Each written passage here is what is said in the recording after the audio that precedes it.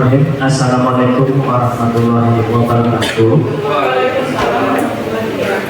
Yang terhormat Pak Aris selaku Kepala Sekolah, Bapak Ibu Wakil Kepala Sekolah, Bapak Ibu Guru semuanya yang ada di majelis, dan yang terhormat juga kami haturkan kepada Bu Rini selaku narasumber dalam kegiatan diseminasi budaya positif. Alhamdulillah, puji Tuhan atas kehadirannya kita pada siang hari ini diberikan nikmat sehat, sehingga dalam kesempatan ini kita masih bisa berkumpul untuk menghadiri kegiatan yang dilaksanakan oleh Bu Rini sebagai calon guru penggerak angkatan 9 terkait dengan diseminasi budaya positif di sekolah. Sholawat salam jangan lupa kita curahkan juga kepada junjungan besar Nabi Muhammad SAW yang telah membawa kita ke zaman yang penuh dengan ilmu pengetahuan seperti sekarang ini.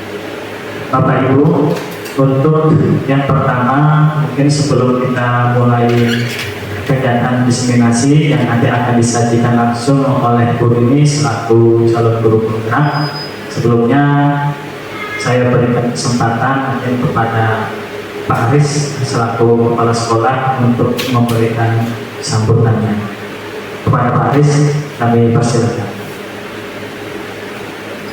Bismillahirrahmanirrahim. Assalamualaikum warahmatullahi wabarakatuh.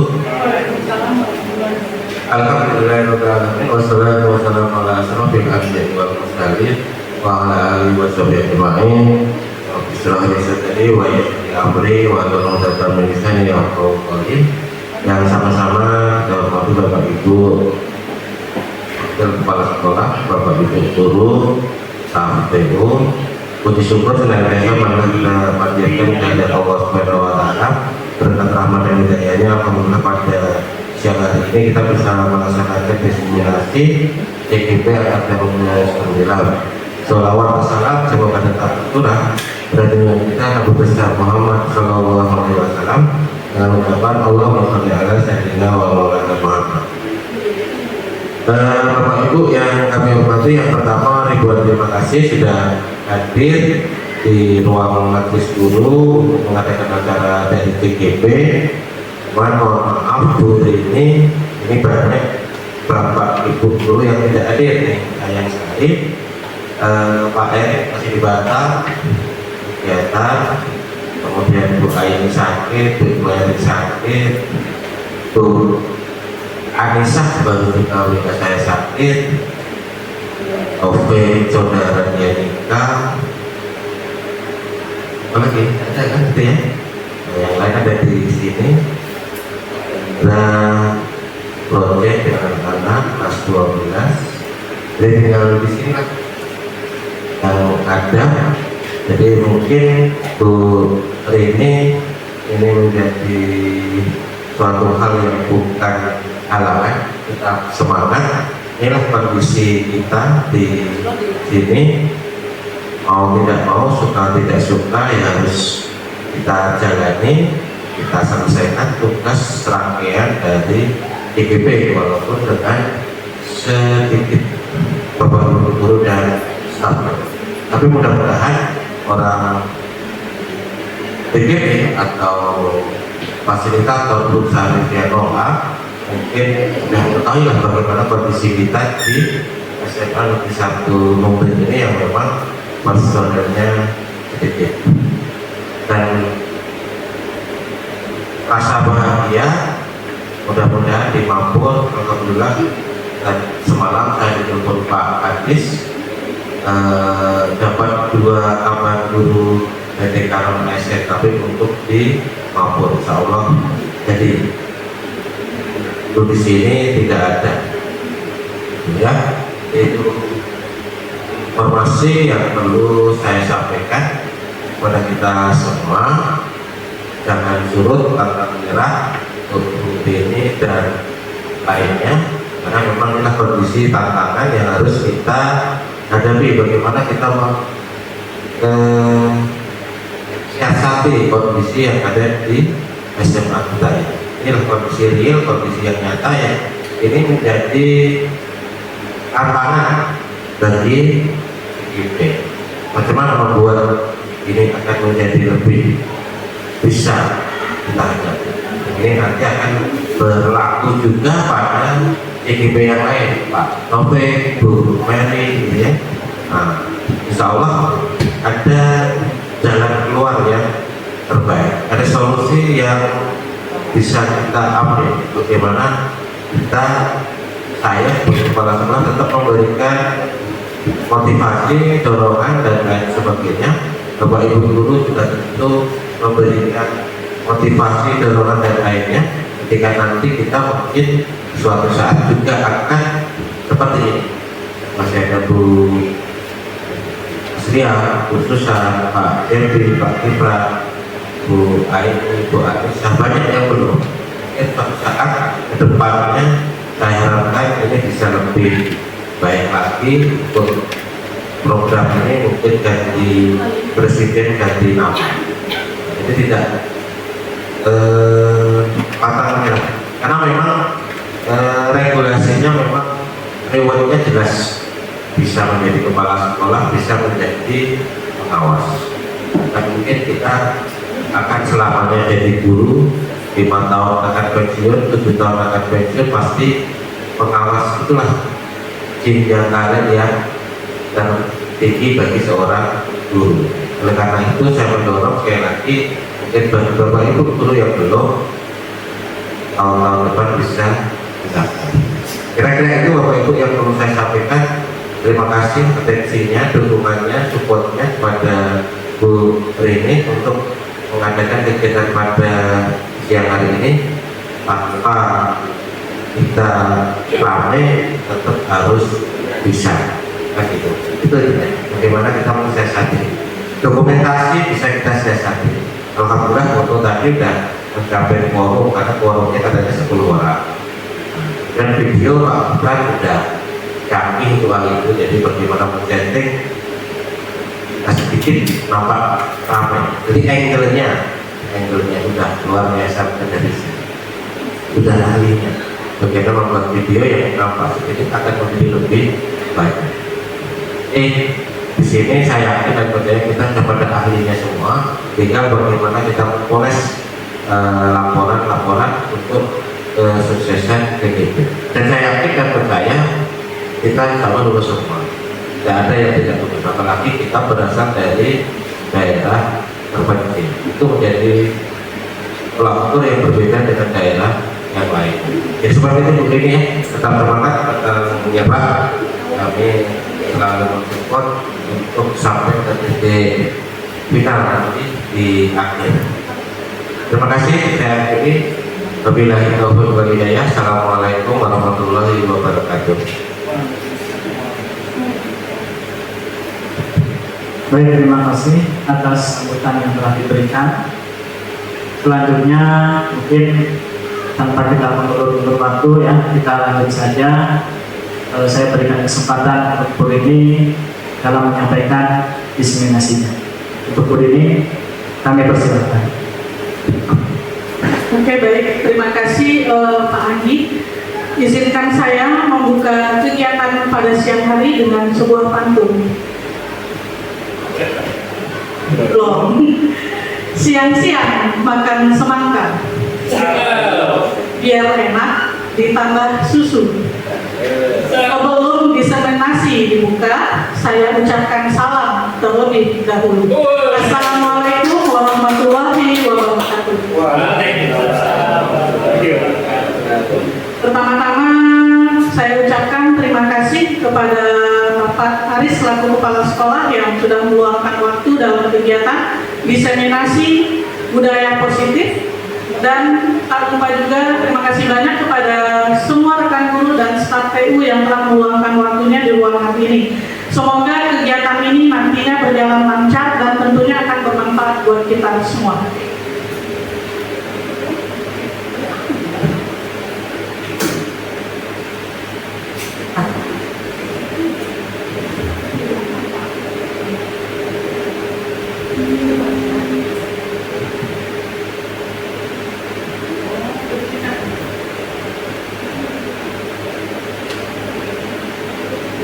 Oke, baik Pak. Ada agenda kita tadi pembukaan yang sudah dibuka oleh kepala sekolah.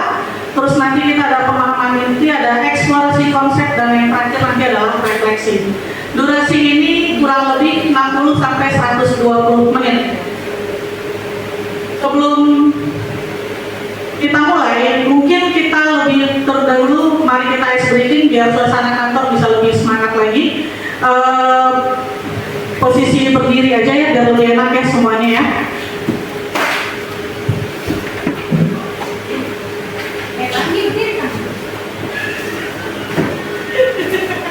Nanti sudah. Oke, kita tinggal mengikuti gerakan yang ada ya.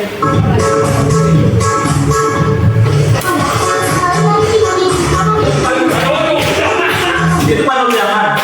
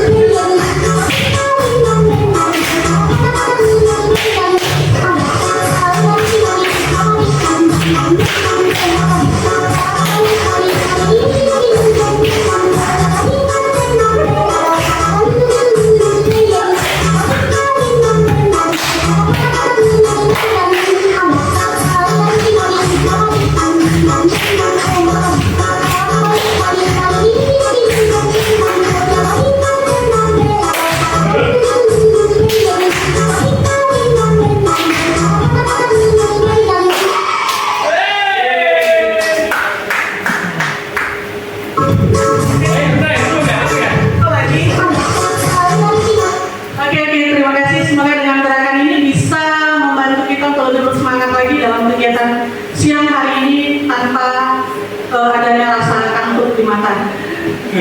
Sekarang kita mulai dengan pertanyaan pemantik. Setuju atau tidak setuju?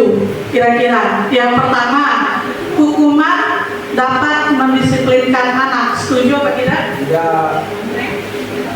Lagi Fran jawab tidak setuju. Yang lain gimana? Hukuman dapat mendisiplinkan anak? Tidak. Tidak? Oke, yang kedua, pemberian hukuman dengan hal positif seperti membaca atau membersihkan halaman sekolah dapat meningkatkan disiplin anak. Setuju atau tidak? Tidak. Tahu. Tidak tahu, tidak. Pemberian hukuman dengan hal positif seperti membaca atau membersihkan halaman sekolah dapat meningkatkan disiplin anak. Setuju. Setuju? Tidak. Tidak. Sebenarnya tidak, tapi kamu setuju. Oke, yang ketiga, nanti kita bisa lihat kenapa jawabannya tidak. Memberi penghargaan dapat meningkatkan motivasi belajar anak. Setuju atau tidak? Tidak. Tidak. Nanti kita lihat kenapa bisa seperti itu. Nanti ada 6 topik yang akan kita bahas di sini. Ada disiplin positif, teori motivasi, keyakinan kelas, kebutuhan dasar manusia, dan restitusi, posisi kontrol, serta segitiga restitusi. Kita mulai dengan yang namanya disiplin positif dan nilai-nilai kebajikan universal. Nah ini pada CGP ketika Pak Anggi dan Pak Nur sama Pak Eri ini sudah dipraktekkan sendiri langsung oleh saya dan Bu Asriah. Jadi ketika kita disuruh mengepalkan tangan, terus ada orang yang mengkondisikan kepalan tangan kita untuk membuka, memaksanya untuk membuka. Nah ketika itu jika kita review kembali posisi kontrolnya itu seperti apa, kira-kira ada yang masih ingat atau tidak ketika itu? Mungkin buat saya sangat ingat. Gimana Mas? Tidak ada.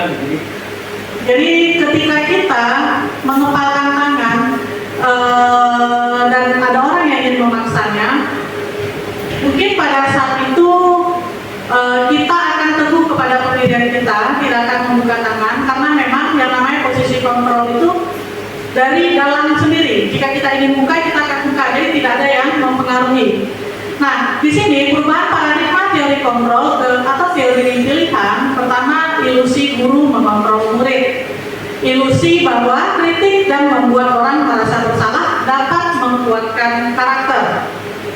Yang ketiga, ilusi bahwa semua penguatan positif, efektif, dan bermanfaat. Dan yang keempat adalah ilusi bahwa orang dewasa memiliki hak untuk memaksa. Nah, ini yang harus kita perhatikan perubahan paradigmanya.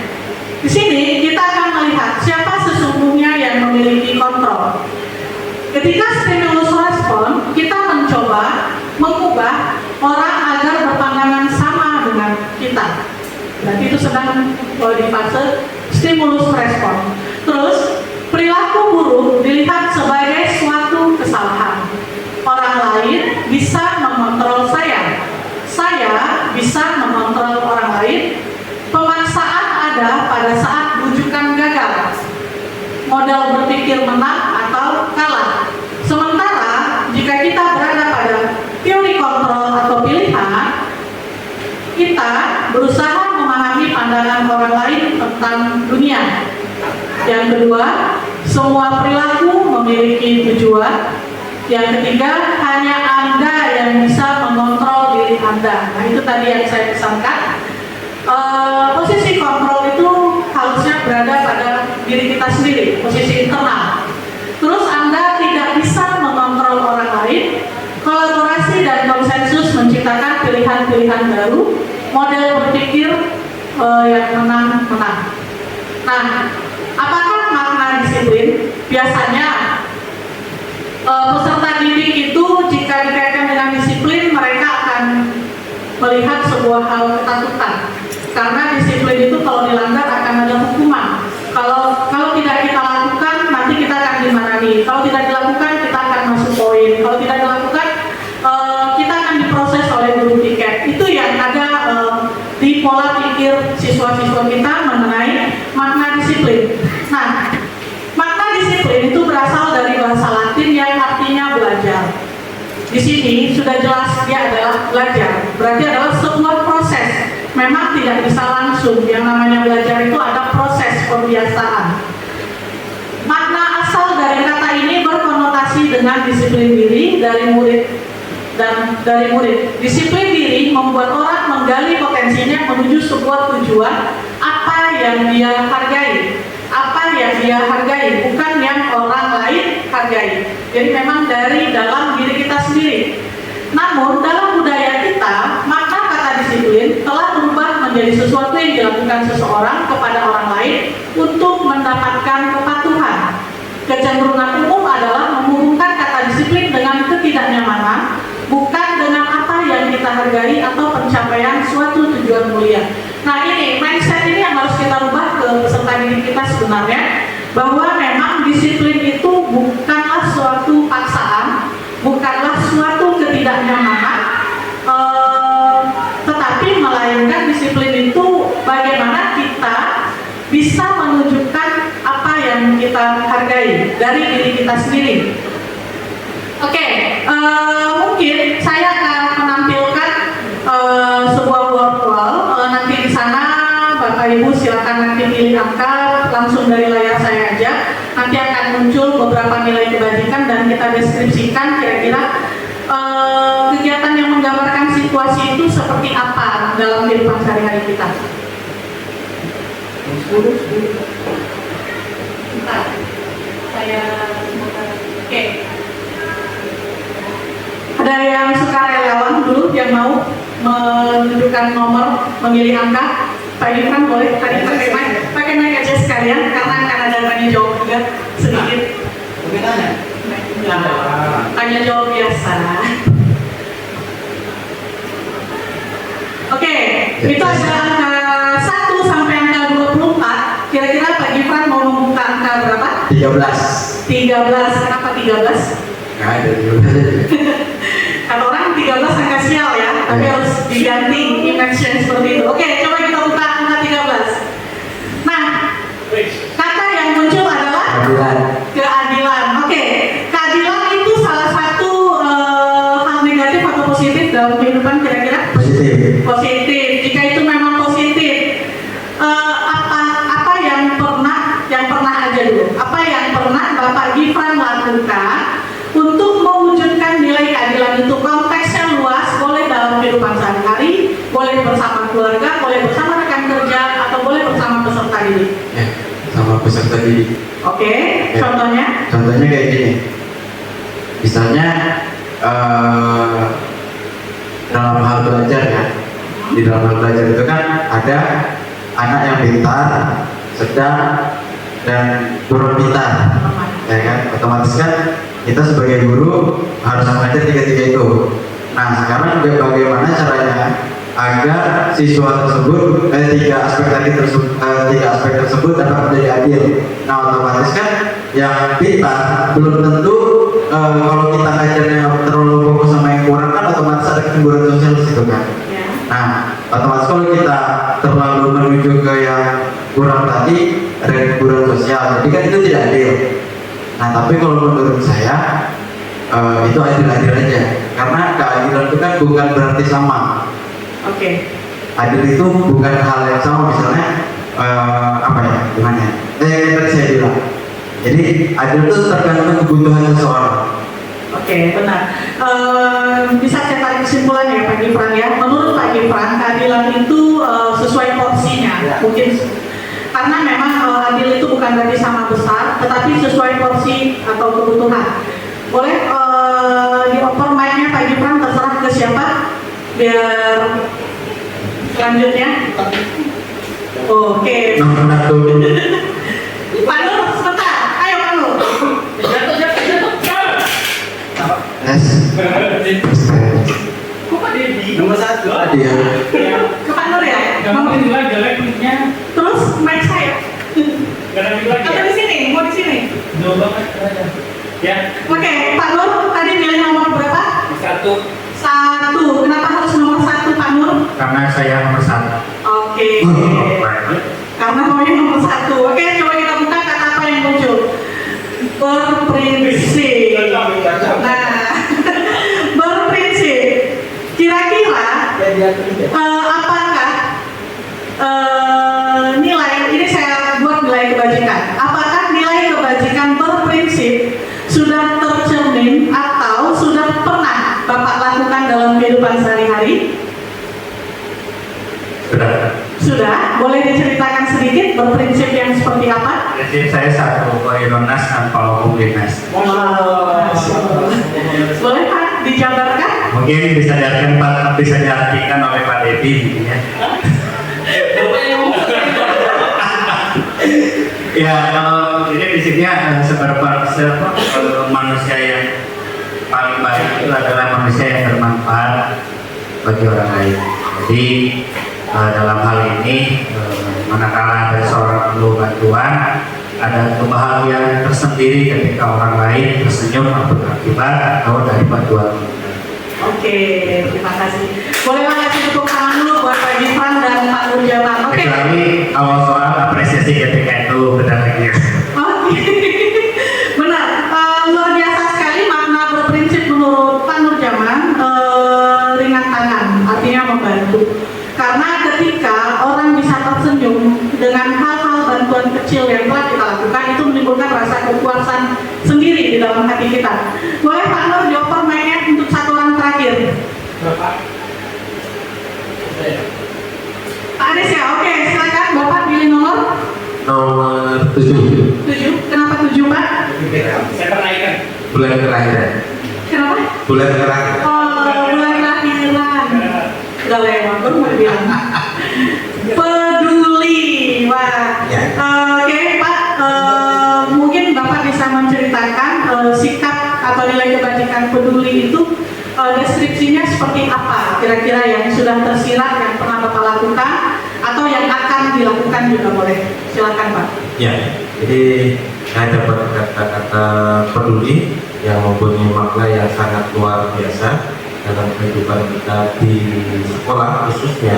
Kalau kita tidak peduli dengan anak, yang terjadi jelas anak akan merokok, anak akan cabut, anak akan lain, anak akan buat masalah yang jelas. Jadi kata peduli ini di sekolah sangat luar biasa. Ya, artinya kalau kita pesimis, kita tidak peduli dengan anak-anak kita, maka berdasarkan anak sesuai dengan logo kita, pola penggerak, maka tidak akan berhasil. Jadi peduli itu salah satu kata yang sangat luar biasa. Ketika kita menginginkan anak itu sukses, ketika menginginkan orang lain itu sukses, maka kata satu adalah harus peduli. Artinya tidak cuek, tidak apatis. Nah, seperti itu.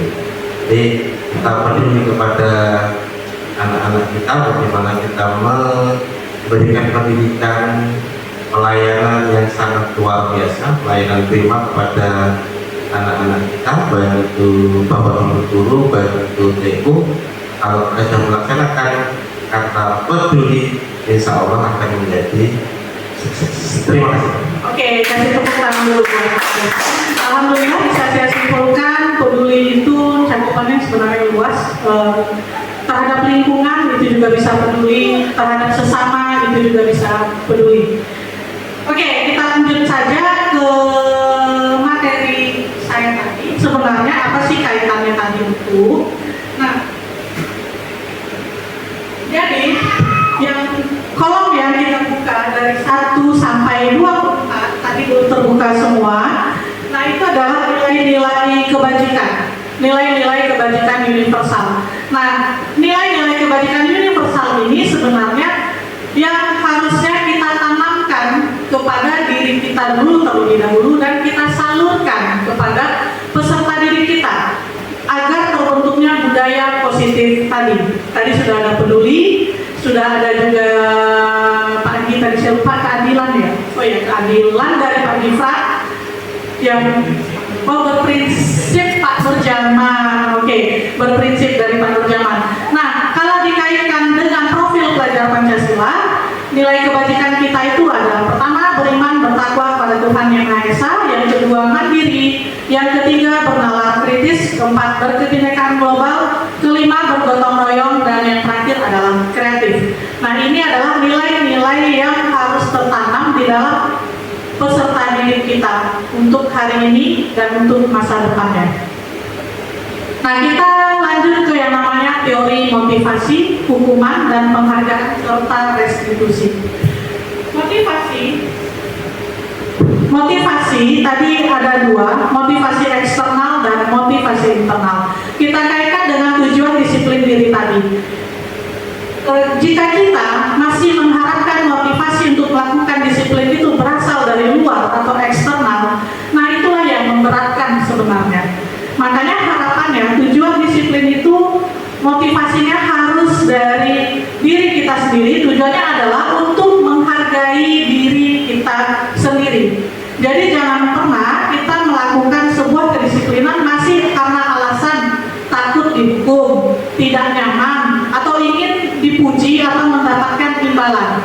Nah, tapi cobalah ketika kita melakukan sebuah disiplin positif, tanamkan bahwa kita menghargai diri kita sendiri. Jadi tidak ada alasan lain yang membuat kita untuk melakukan disiplin positif kecuali memang kemauan dari diri kita sendiri. Nah, menurut Bapak Ki Hajar Dewantara, merdeka itu artinya tidak hanya terlepas dari perintah, akan tetapi juga cakap buat memerintah diri sendiri. Kita sendiri yang mengendalikan diri kita. Itu maksud di sini. Nah, ini dia dihukum oleh penghargaan. Pernah ada kalanya seseorang itu mungkin kita juga pernah mempraktekannya ketika kita memberikan penghargaan kepada anak yang berprestasi, memberikan penghargaan kepada anak yang selalu patuh ketika jam pelajaran kita. Nah, ternyata itu justru bukan sebuah hadiah, tetapi malah seperti hukuman. Makanya ada istilah dihukum penghargaan. Saat kita berulang kali menjanjikan hadiah kepada anak-anak agar berperilaku bertanggung jawab, atau kepada seorang murid agar mempelajari sesuatu yang baru, atau kepada seorang karyawan agar melakukan pekerjaan yang berkualitas, kita sedang berasumsi mereka tidak dapat melakukannya, atau mereka tidak akan memilih untuk melakukannya. Itu menurut Alpicon. Nah, Alpicon mengemukakan baik penghargaan maupun hukuman adalah cara mengontrol perilaku seseorang yang menghancurkan potensi untuk pembelajaran yang sesungguhnya. Nah, jadi di sini ternyata penghargaan bisa menghancurkan potensi seseorang. Menurut Kon, secara ideal tindakan belajar itu sendiri adalah penghargaan yang sesungguhnya.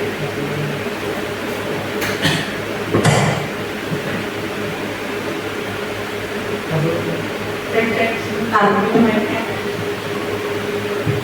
Oke, kenapa ada kata dihukum penghargaan? Yang pertama itu karena penghargaan itu bisa memiliki pengaruh jangka pendek dan jangka panjang. Terus penghargaan itu memang menghukum, penghargaan mengurangi ketepatan, penghargaan jelas tidak efektif, penghargaan itu ternyata bisa merusak hubungan.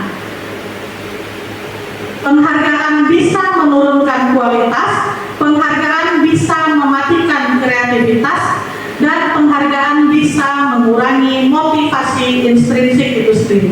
Selagi kita mau berbuat baik, itu untuk mendapatkan penghargaan, berarti itu masih berasal dari luar atau motivasi eksternal. Nah, dalam memberikan apresiasi, sebaiknya itu seperti apa? Pertama, beri pengakuan secara khusus. Beri pengakuan secara pribadi, beri pengakuan kepada semua murid secara bergantian. Karena memang murid itu adalah manusia yang memiliki karakteristiknya masing-masing. Terus beri pengakuan secara konsisten dan fokuslah kepada proses. Jangan langsung kepada hasil, tapi lihatlah bagaimana prosesnya seorang anak bisa mencapai level saat ini. Nah, itu yang harus kita hargai.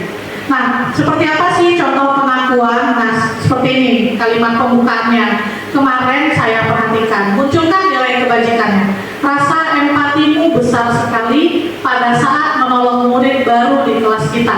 Nah, ini adalah sudah menunjukkan sebuah apresiasi. Atau bisa, saya menghargai kepedulianmu pada saat kamu membantu teman-temanmu di tugas kelompok. Nah, seperti itu. Terima kasih untuk rasa tanggung jawabmu pada saat kamu memungut kertas-kertas yang berserakan di lantai. Nah, jadi lebih ke seperti itu sebenarnya yang diharapkan apresiasi kebajikannya. Nah, ini dia. Kira-kira ini hukuman atau konsekuensi. Yang pertama, mencatat 100 kali di dalam buku kalimat, saya tidak akan terlambat lagi karena terlambat ke sekolah. Hukuman atau konsekuensi? Hukuman. Hukuman? Oke. Lari mengelilingi lapangan basket 2 kali karena terlambat hadir di sekolah. Hukuman. Hukuman. Murid diminta untuk push up 15 kali karena tidak menggunakan masker ke sekolah. Hukuman. Oke. Menggantikan kertas tugas teman yang telah dicoret-coret. Konsekuensi. Membersihkan tumpahan air di meja tulis karena tersenggol pada saat belajar. Konsekuensi. Murid disuruh untuk tidak mengenakan sepatu seharian di sekolah karena tidak mengenakan sepatu hitam. Hukuman. Lari mengelilingi lapangan basket 2 kali karena terlambat 10 menit untuk pelajaran PJOK. Konsekuensi. Jadi bisa kita simpulkan bersama apa itu beda hukuman atau konsekuensi? Ayo Pak Devi. Boleh mic-nya? Pak Devi. Nanti setelah ini Pak Mika. Salah nggak tahu? Boleh, nggak apa-apa. Salah nanti kita luruskan bersama. Jadi sebenarnya apa sih beda hukuman dan konsekuensi itu? Tadi. Ya, saya bilang saya tahu, jadi bukan tahu. Oke, jadi kalau hukuman itu hukuman itu diberikan tidak sesuai dengan tupoksinya. Contohnya kayak PJOK kan misalnya anak terlambat tapi hukumannya di WC kan tidak masuk dengan apa mapelnya. Nah, kalau misalnya PJOK dia terlambat terus lari ke 2 kali lapangan masih masuk. Itu kalau itu namanya konsekuensi, tapi kalau yang tadi konsekuensi itu baru namanya hukuman karena tidak masuk ke ranah apa ya, materi atau mata pelajarannya. Oke, mau ditambahkan boleh Pak Dedi? Bismillahirrahmanirrahim.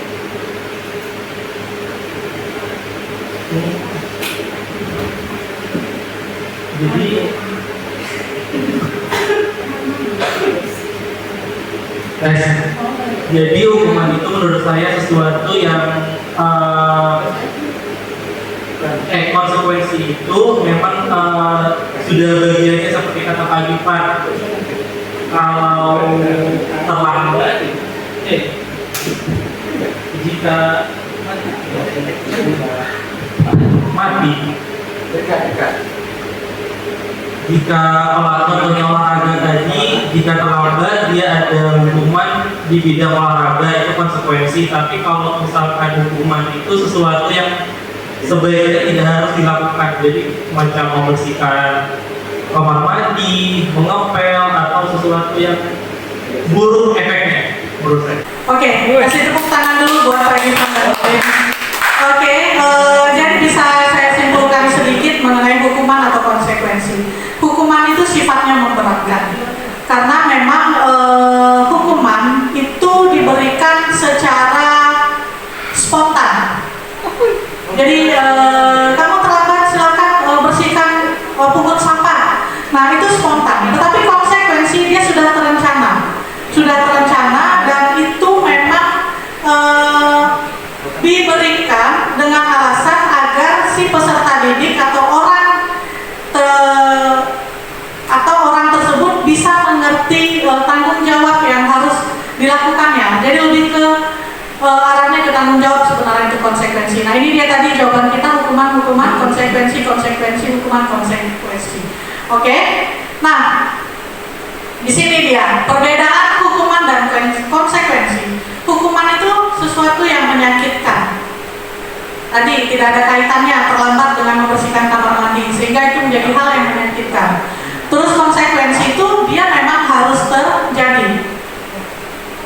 Mungkin kalau dia terlambat, solusinya berarti nanti jam pulang ditambahkan sedikit bimbingan dia terlambat di pelajaran apa, jadi kita lebihkan sedikit, atau di jam istirahatnya kita minta waktu 5 atau 10 menit, atau kalau dia ada ketinggalan pelajaran bisa kita tambahkan dengan materi yang dia ketertinggalan tadi. Lebih seperti itu kalau konsekuensinya. Membuat anak sakit fisik maupun hati untuk jangka yang panjang. Hukuman itu membekas di hati seseorang.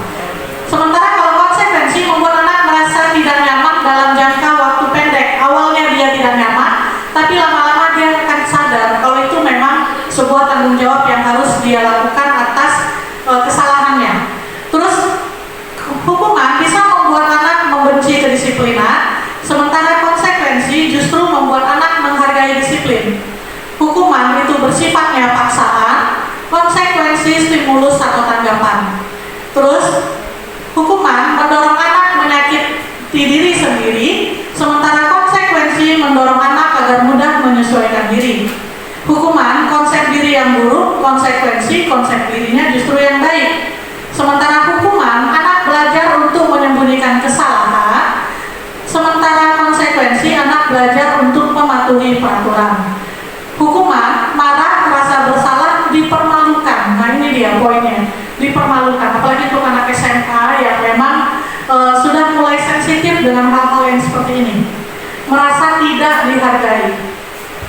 Kalau anak SD ketika dihukum memungut sampah mungkin masih happy, tapi kalau levelnya anak SMA itu dia sudah merasa dipermalukan, kehilangan hak. Sementara kalau konsekuensi kehilangan hak, dibuat tidak nyaman, diasingkan untuk sementara. Nah, itu dia perbedaan hukuman dan konsekuensi. Selanjutnya, kita lanjut ke yang namanya restitusi. Restitusi sebenarnya bukan hal baru lagi di dalam dunia kita. Saya rasa apalagi dalam dunia pendidikan, restitusi itu sudah kita lakukan, tapi kita tidak menyadari atau kita belum menyadari kalau itu adalah restitusi. Nah, jadi di sini saya akan sedikit mendiseminasikan restitusi itu seperti apa. restitusi bagi murid untuk memperbaiki kesalahan, sehingga mereka bisa kembali pada kelompok mereka dengan karakter yang lebih kuat. Memperbaiki kesalahan, tujuannya untuk itu memperbaiki kesalahan. Restitusi juga merupakan proses kolaboratif yang mengajarkan murid untuk mencari solusi untuk masalah mereka dan membantu murid berpikir tentang orang seperti apa yang mereka ingin menjadi dan bagaimana mereka harus memperlakukan orang lain. Nah, jadi yang namanya dalam sebuah restitusi itu ada peserta didik sendiri yang mencari solusi atas masalah mereka.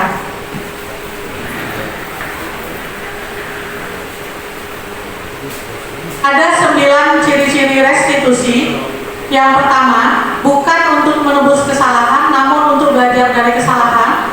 Yang kedua, memperbaiki hubungan. Ketiga, tawaran bukan paksaan. Yang keempat, justru restitusi menuntut untuk melihat ke dalam diri. Kelima, restitusi mencari kebutuhan dasar yang mendasari tindakan. Keenam, restitusi diri adalah cara yang paling baik. Ketujuh, restitusi fokus pada karakter bukan tindakan. 8. Restitusi fokus pada solusi. Dan yang kesembilan, restitusi mengembalikan murid yang berbuat salah pada kelompoknya. Nah, ini dia proses atau ciri dari restitusi itu sendiri. Kita lanjut ke yang namanya keyakinan kelas.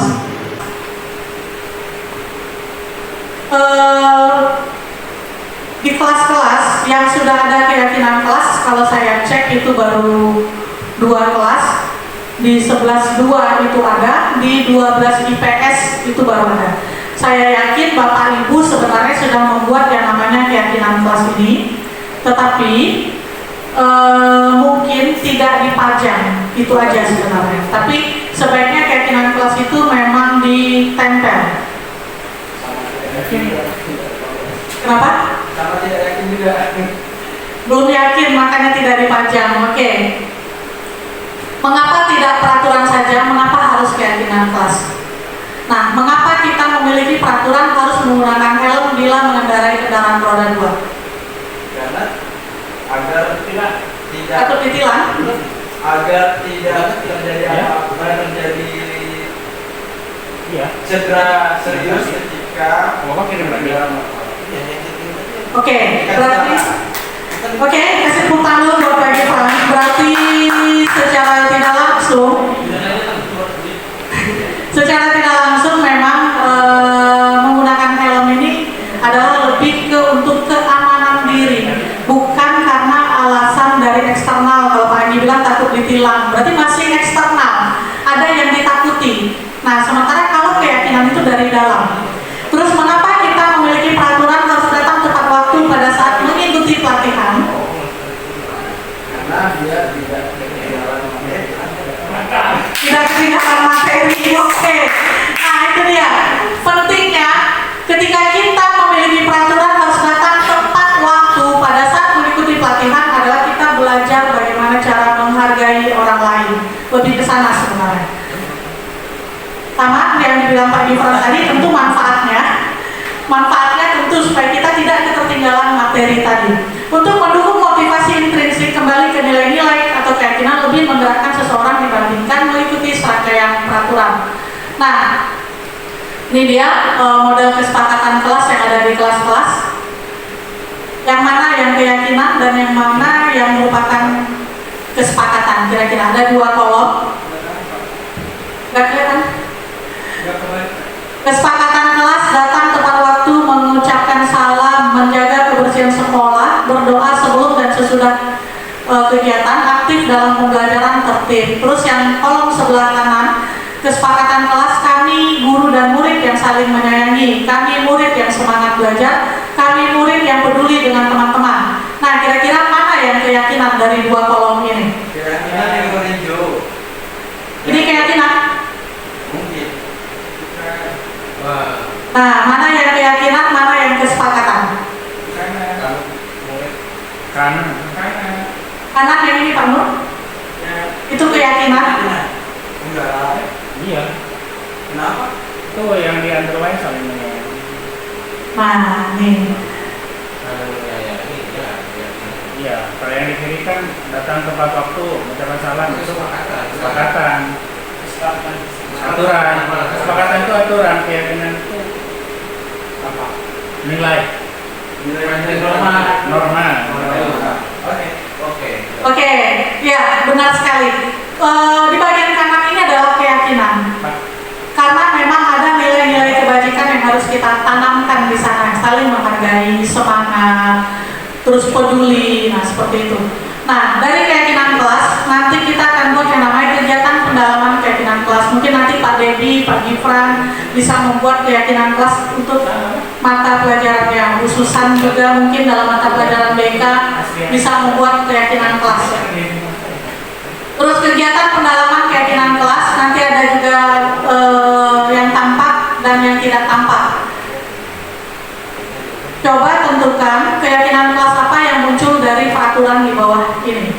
Selalu kembalikan buku ke tempatnya. Kira-kira keyakinan kelasnya apa? Ya, tanggung jawab ya. Ketika kita sudah meminjam, harus mengembalikan ke tempatnya. Dilarang mengganggu orang lain.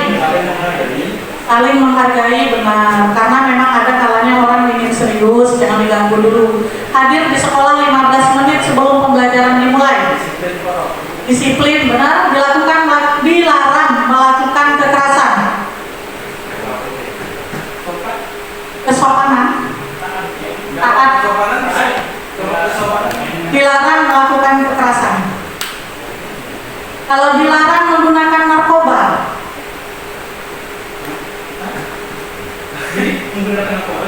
Dilarang menggunakan narkoba. Kok jadi? Sabar, Goreng. Sabar. Dilarang menggunakan narkoba. Dan kalau dilarang dengan orang lain tadi menghargai. Kalau dilarang melakukan kekerasan ke orang lain. Kepatuhan, ya. Bergantian atau menunggu giliran. Tertib, gunakan masker. Jangan berlari di kelas atau koridor. Kita cek nanti dia tadi. Yang kita ragu tadi nih, narkoba, ternyata di sini untuk kesehatan. Terus bergantian, benar, menghormati orang lain, sabar, gunakan masker, keselamatan, keamanan, bisa kepatuhan. Oke. Nah, ya, ini salah satu keyakinan kelas yang sudah saya bentuk di kelas ekonomi A atau B. Di kelas ekonomi B, memang saya videokan saja waktu itu supaya cepatnya. Jadi di sini sebenarnya pertama langkahnya itu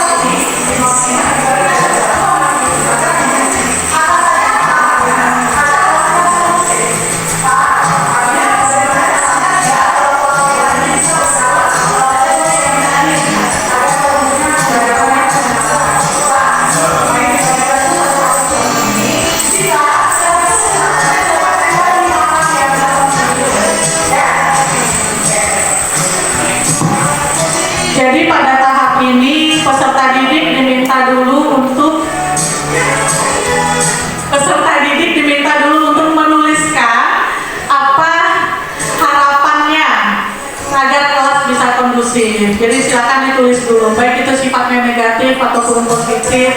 Biarkan mereka mengeluarkan ide-idenya. Setelah mereka menulis, silakan ditempelkan di papan yang telah kita sediakan.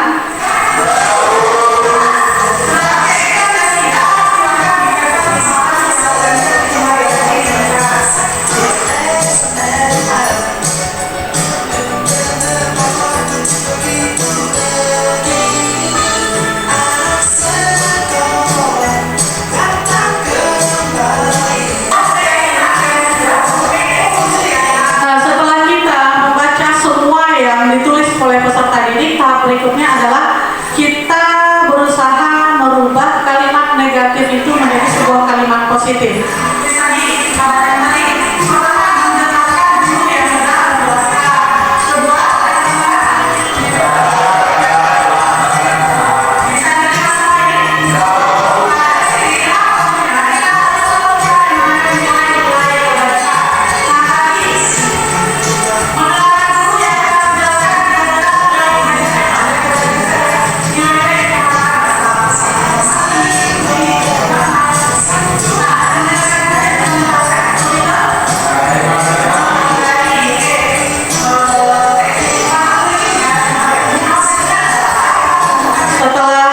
Dirubah menjadi kalimat positif, baru kita isikan nilai kebajikannya sehingga sebuah keyakinan.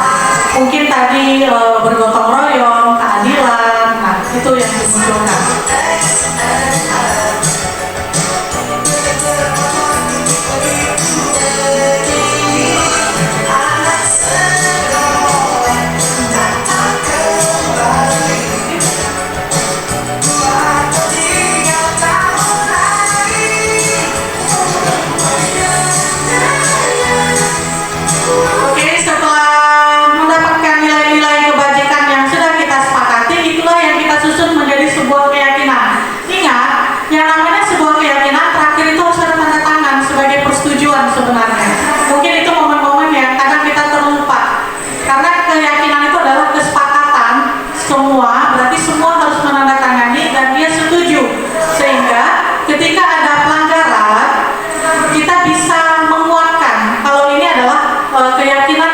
Dia langgar dan dia setujui.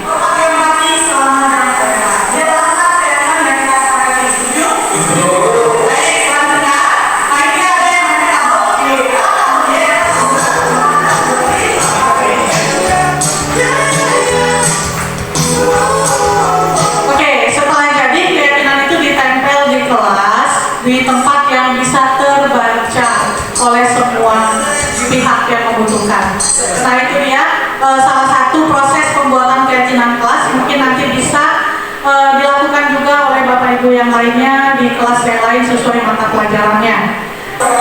Oke, nah ini dia kebutuhan dasar manusia. Kebutuhan dasar manusia itu ada 5. Ada kasih sayang dan rasa diterima, ada penguasaan, ada kebebasan, bertahan hidup, dan kesenangan. Nah jadi ketika ada sebuah permasalahan, sebenarnya si anak itu sedang ingin memenuhi salah satu kebutuhan dasar manusia ini. Contohnya, ketika saya lagi berbicara, misalkan, terus tidak ada yang mendengarkan, terus saya merasa kesal, berarti di sana ada di sini kasih sayang dan rasa ingin diterima. Atau ketika si anak ketua kelas marah kepada temannya karena selalu bising di kelas. Nah, itu adalah penguasaan. Jadi di sini kita lihat ada sebuah kasus, kira-kira kita analisis bersama ya. Ibu Ambar, guru wali kelas 2A di SD Pelita Hati, sedang bingung menghadapi ulas salah satu murid di kelasnya. Beberapa anak di kelas 2A telah datang padanya dan mengeluh Doni yang seringkali meminta bekal makan siang dengan paksa. Jika Anda menghadapi situasi seperti Ibu Ambar, apa yang akan Anda lakukan? Menurut Anda, kira-kira apa alasan Doni melakukan hal tersebut? Pendekatan dulu. Satu-satu boleh. Mana mic-nya tadi di tangan siapa ya terakhir? Oh, masih tangan Pak Gifran. Silakan Pak Gifran, coba menjawab. Yang pertama kali dilakukan, kita mau pertama kali dilakukan atau kita mau tahu kenapa dia? Pertanyaannya. Nih. Kenapa dia berarti apa ya? Ya. Oh, berarti step by stepnya ya berarti. Ya, step by step. Nah, tes pertama pendekatan. Terus kedua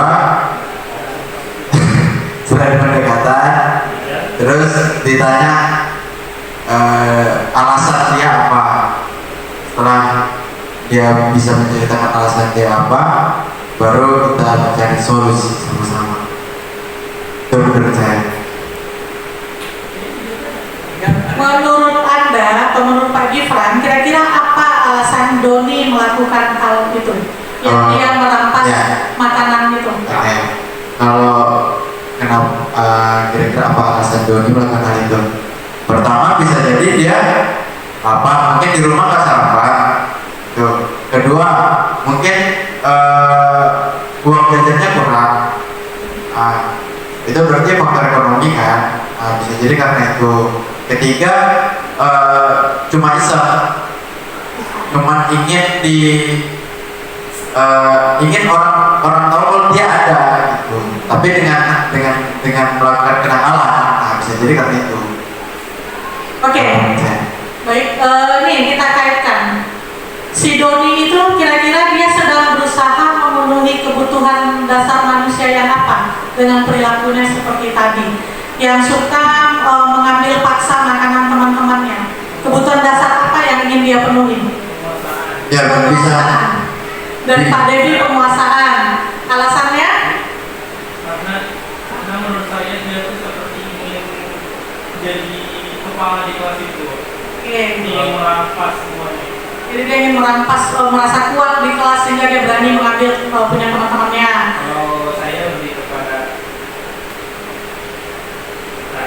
kalau urusan makannya, tapi ya harus ditanya dulu ya. Kalau dari gambaran kasarnya ya. Kalau berbeda dikasih saya memang. Tapi bisa jadi di kebebasan. Kebebasan. Kalau kebebasan kenapa? Maksudnya tuh kalau kebebasan tuh kayak ya tadi kan kalau di kesenangan nggak ada, dikasih sayang mungkin dia udah dapat dikasih sayang dari orang tua ataupun dari guru.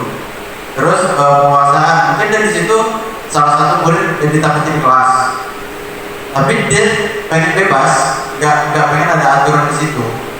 Itu. Ada aturan juga nggak? Hah? Ya ada lah Pak.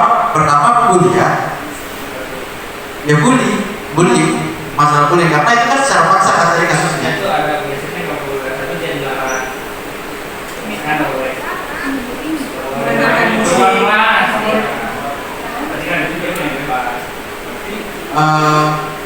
Jadi kan ada di yang kita sebelum itu kan saling menghargai kan. Oh, yang keyakinan. Iya. Oke, ini di luar konteks keyakinan tadi. Oke, sudah dikuatkan juga tadi sama Pak Nur Jaman kalau kebebasan itu benar. Jadi kita misalnya selalu harus memasukin baju ketika jam pelajaran. Tapi ada anak itu yang harus diingatkan terus. Nah, itu kebutuhannya sebenarnya dia ingin bebas. Dia tak ingin diatur, bajunya harus rapi, rambutnya harus dipotong. Nah, itu lebih ke kebebasan. Tapi kalau yang si Doni ini dengan kasus meminta bekal makan siang dengan paksa, mungkin untuk kebutuhan hidup itu bisa. Terus juga penguasaan benar. Ini mungkin salah satu ada teman dia yang ditakuti orang gitu, sehingga dia bisa memaksa teman-temannya untuk mengambil bekalnya. Nah, jadi percayalah, apapun kesalahan yang dilakukan oleh peserta didik kita, itu tujuannya sebenarnya ini, ada kebutuhan dasar yang ingin dia penuhi. Nah, jadi bagaimana kita menyikapinya dan mengaitkannya dengan keyakinan dan konsekuensi yang telah kita sepakati bersama. Arahnya ke sana. Apakah berarti kebutuhan dasar itu harus dipenuhi dulu? Apakah kebutuhan dasar itu harus dipenuhi? Apakah harus dipenuhi dulu? Oh, tidak. Berarti kan tergantung dengan kalau apakah kita harus memenuhi kebutuhan dasar peserta didik? Tidak. Karena memang itulah gunanya ada kesepakatan, ada keyakinan yang harus kita ikuti, gitu. Kalau seandainya harus kita penuhi, ya contohnya tadi anak yang tiba-tiba keluar baju terus, nah itu kalau kita turuti jadi rusak keyakinan yang udah kita bentuk. Nah, itu sebenarnya. Jadi arahnya ke sana, ke keyakinan. Nah, ini yang konsep yang terakhir adalah 5 posisi kontrol. Ini kemarin juga sudah sempat kita bahas bersama. Harapannya kita harus sebagai teman, pemantau atau manajer. Yang paling ideal adalah manajer. Kalau penghukum pembuat rasa bersalah ini sangat tidak dianjurkan lagi untuk saat ini. Jadi terlambat push up 20 kali, tidak buat tugas lari keliling, kaki diangkat. Nah, itu kaki diangkat gimana? Ya, kaki diangkat, lari keliling. Nah, itu sudah tidak sangat dianjurkan lagi dalam dunia pendidikan. Tetapi cobalah sebagai manajer, ini adalah posisi yang paling ideal.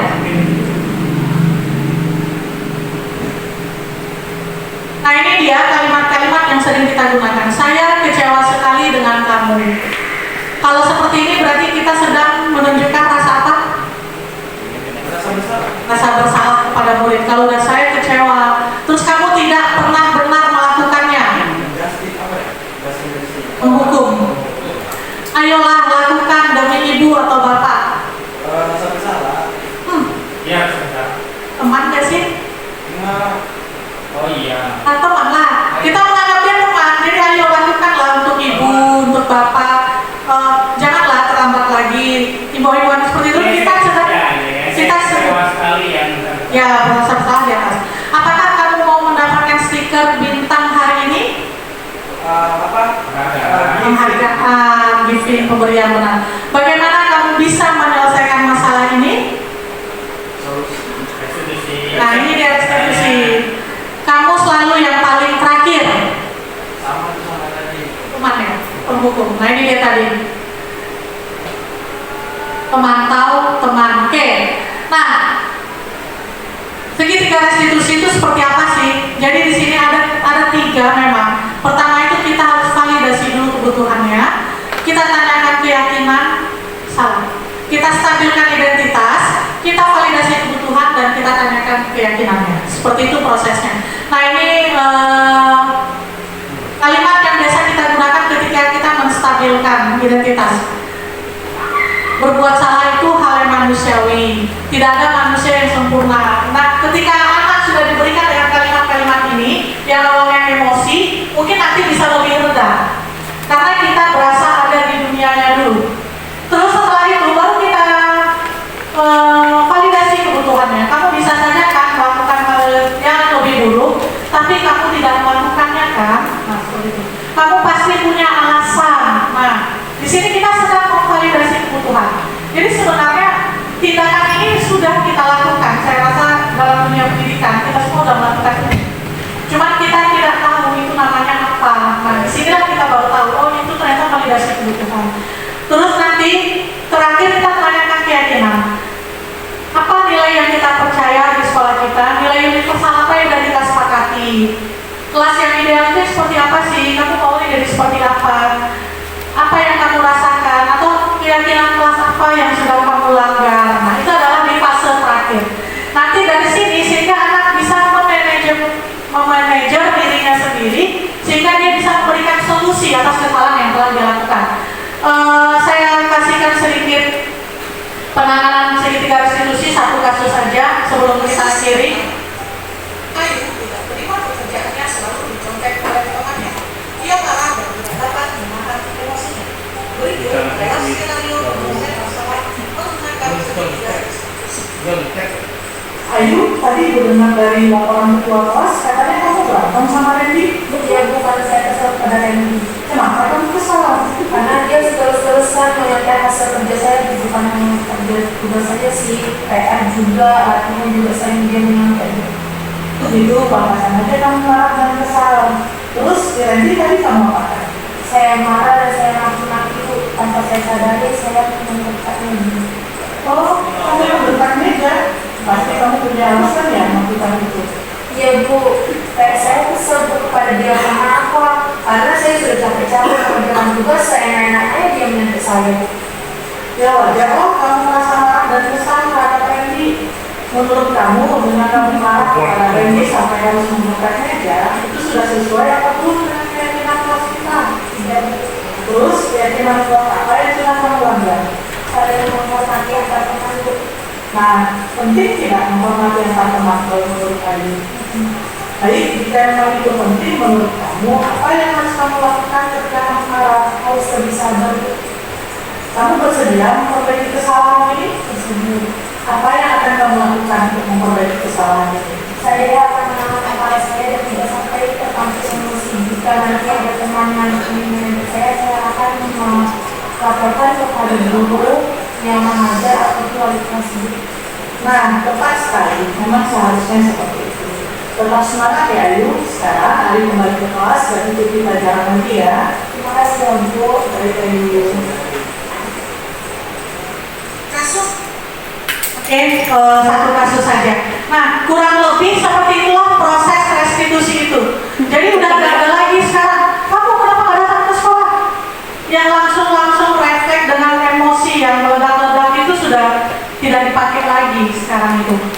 Jadi saya pun di tahap berusaha. Saya pun ada di level yang sangat berusaha berat. Pasti kemarin saya sudah praktekkan langsung juga dengan beberapa anak. Ternyata ada untungnya. Pertama, mood kita tetap stabil. Yang biasanya kalau kita emosi itu mood kita berantakan, sehingga orang lain yang kena impasnya. Tapi dengan kita melakukan restitusi itu, kita bisa lebih mengendalikan diri. Nah, terus anak juga tidak benci dengan kita. Ada kalau dulu tanpa kita sadar kita memarahi anak itu benci dengan kita dan itu dia ingat sampai seumur hidupnya. Tapi dengan restitusi, hal-hal seperti itu akan terhindar karena tidak akan benci lagi dengan kita. Karena marah pun kita senyum loh. Sanggup nggak kira-kira Bapak Ibu melakukannya? Tidak. Harus dicoba. Nah, sekarang pertanyaan terakhir nih ya. Kalau kita diskusikan bersama sebelum kita akhiri. Jam 2:30. 5 atau 10 menit terakhir. Sekarang kira-kira ketika kita mau melakukan segitiga restitusi menstabil menyelesaikan masalah anak, apakah ketiga restitusi tadi harus kita jalankan? Yang identitas, terus menanyakan kebutuhan, terus keyakinan. Apakah harus kita lewati ketiga tahap itu? Tidak. Kalau tidak, kenapa? Ada yang atau khususan, ada yang bisa masukkan? Lanjut. Jadi sebenarnya segitiga restitusi itu tidak harus kita jalankan ketiganya, tergantung besarnya sebuah permasalahan. Jadi dikembalikan lagi kepada besarnya sebuah permasalahan. Terus apakah permasalahan itu permasalahan yang sudah berulang-ulang? Jadi beda lagi penanganannya kalau sudah berulang-ulang. Tapi tetap arahnya seperti tadi. Terakhir itu tetap si anak harus sadar dengan kesalahannya dan si anak juga yang harus mencari solusi. Seperti itu. Oke ya. Bermain peran kita tidak jadi karena kekurangan personil juga. Refleksi yang bagian terakhir. Hal baru apa yang mengubah paradigma saya yang saya dapatkan setelah diseminasi tadi? Apakah ada hal baru yang kita dapatkan? Emosi tidak menyelesaikan masalah. Oke, dari Pak Devi ternyata emosi tidak menyelesaikan masalah. Baik, sangat bagus. Ada lagi hal baru apa yang kita dapatkan? Bisa memanajerial ketika murid terkena masalah. Oke, menangani masalah sebaiknya kita harus selaku manajer. Terus perasaan apa yang muncul selama mengikuti sesi ini, khususnya mengenai makna disiplin dan motivasi intrinsik? Tenang, bahagia, alhamdulillah. Ada wawasan baru. Alhamdulillah, walaupun kita sepi ya mudah-mudahan ini menjadi ujung cambuk buat kita semua. Dengan sekolah yang gurunya sedikit, muridnya sedikit, ternyata peluang berprestasi itu sangat besar.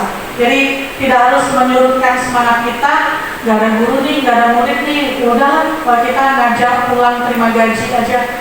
Jadi buang konsep-konsep yang seperti itu. Datang hanya untuk ngajar pulang awal bulan terima gaji.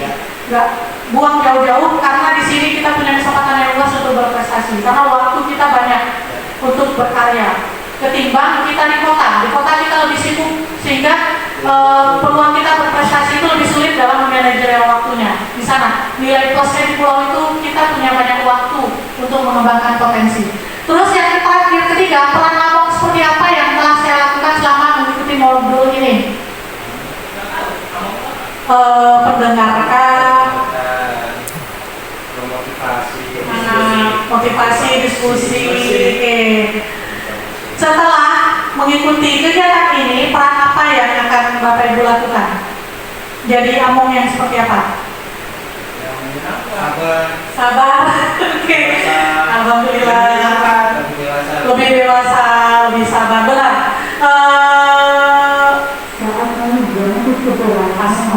0,5% mungkin baru saya sudah mendapatkan dampak dari kegiatan ini.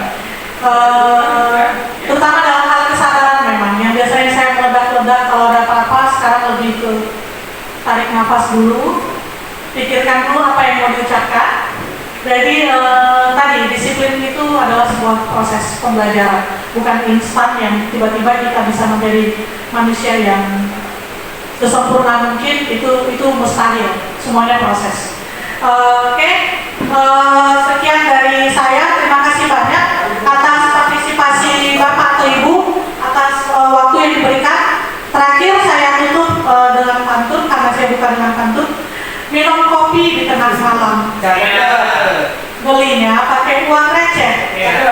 Saya tutup diskriminasi dengan salam. Wassalamualaikum warahmatullahi wabarakatuh. Waalaikumsalam. Karena hari ini menangis.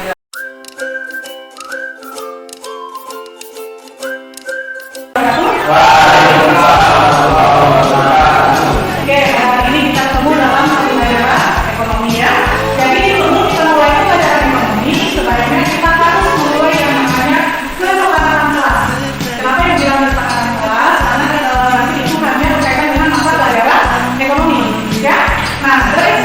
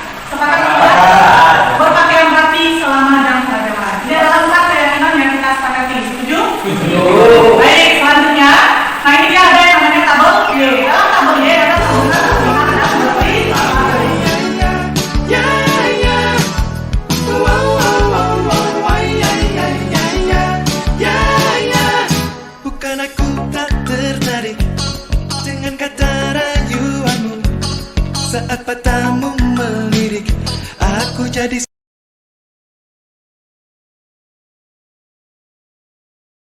Assalamualaikum warahmatullahi wabarakatuh. Saya Khairul Firmansyah dari kelas 11.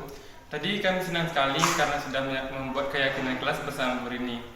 Dan kami merasakan belajar yang sangat nyaman dengan keyakinan kelas.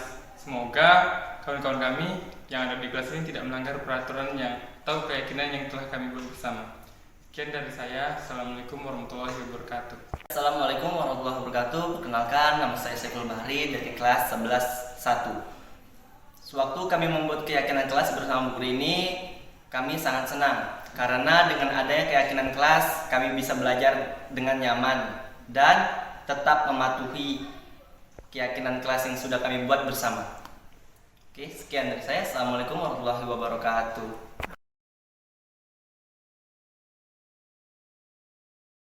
Kasus pertama, Ayu tidak terima pekerjaannya selalu dicontek oleh temannya.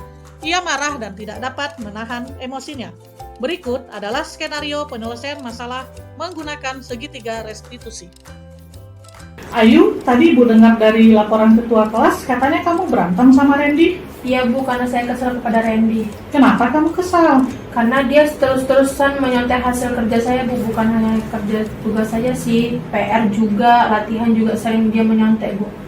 Begitu, pantasan aja kamu marah dan kesal. Terus si Randy tadi kamu apakan? Saya marah dan saya maki-maki Bu, tanpa saya sadari saya menggertak meja. Oh, sampai menggertak meja? Pasti kamu punya alasan ya melakukan itu? Iya Bu, kayak saya kesel Bu kepada dia. Karena apa? Karena saya sudah capek-capek mengerjakan tugas, seenak-enaknya dia menyentuh saya Bu. Ya wajar lah kamu merasa marah dan kesal terhadap Randy. Menurut kamu, dengan kamu marah kepada Randy sampai harus menggeprek meja, itu sudah sesuai apa belum dengan keyakinan kelas kita? Tidak Bu.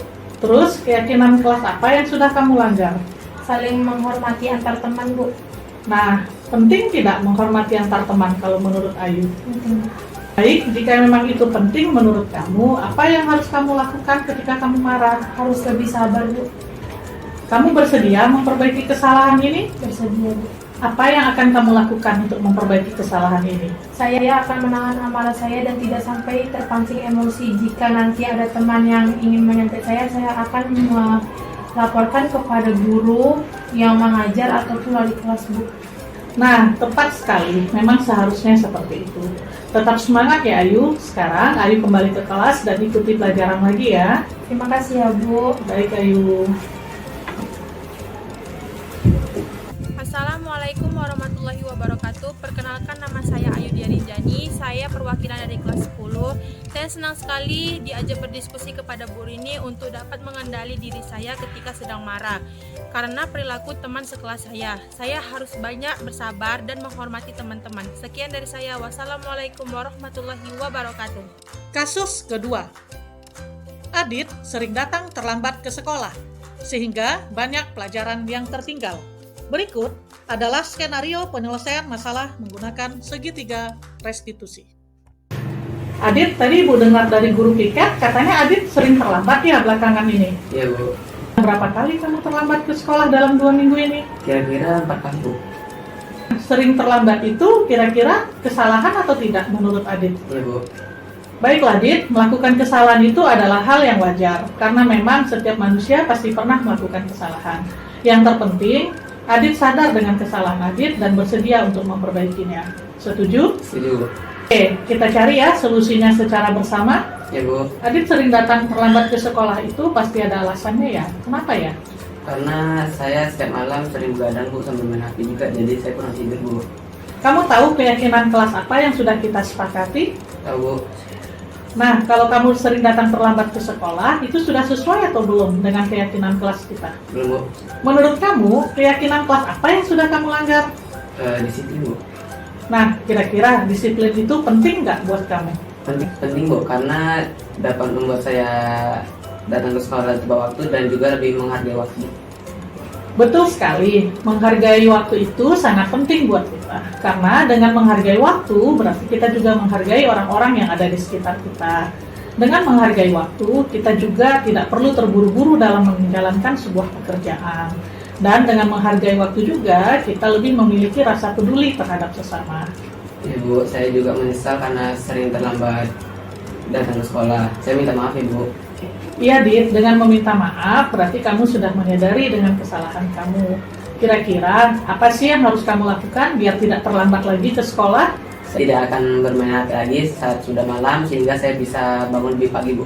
Oke, baik Dit, berarti kamu sudah menemukan solusinya kan? Nah, Ibu akan tetap berkomunikasi dengan orang tua kamu dengan masalah ini agar kamu tidak terlambat lagi ke sekolah. Sekarang, Adit kembali ke kelas ya dan mengikuti pelajaran seperti semula. Ya, Bu. Terima kasih banyak, Ibu. Ya, sama-sama Adit. Assalamualaikum warahmatullahi wabarakatuh. Perkenalkan, nama saya Aditya Firansyah dari kelas 10. Saya berterima kasih kepada Bu Rini dan saya senang sekali karena telah diajak berdiskusi untuk menyelesaikan masalah saya dan juga mencari solusi. Dan juga saya tidak akan melakukan kesalahan itu lagi.